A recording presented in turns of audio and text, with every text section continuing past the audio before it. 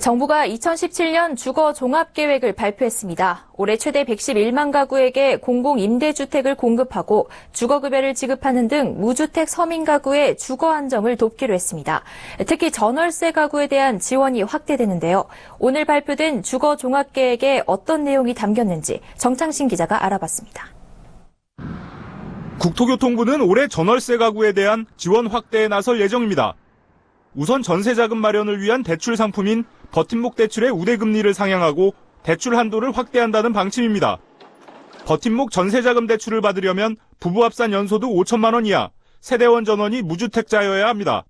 또 전셋집이 전용 면적 85제곱미터 이하면서 수도권의 경우 임차 보증금 3억 원 이하면 최고 1억 2천만 원까지 버팀목 대출을 받을 수 있었습니다. 앞으로는 1천만 원 늘어난 1억 3천만 원까지 대출이 가능해집니다. 지방은 기존 한도가 유지됩니다. 수도권 전세 가격 상승에 따른 주거비 부담을 덜어주기 위한 조치입니다.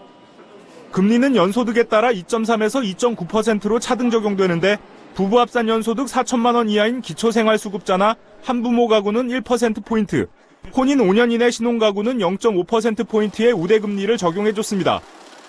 앞으로 신혼부부는 0.2%포인트의 우대금리가 추가로 적용돼 0.7%포인트의 금리 혜택을 받게 됩니다. 전세대출을 받은 사람도 추가 대출이 가능해집니다.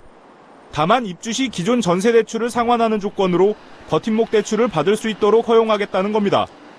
취업준비생 등 사회초년생을 위한 월세대출 한도는 월 30만 원에서 40만 원으로 확대됩니다.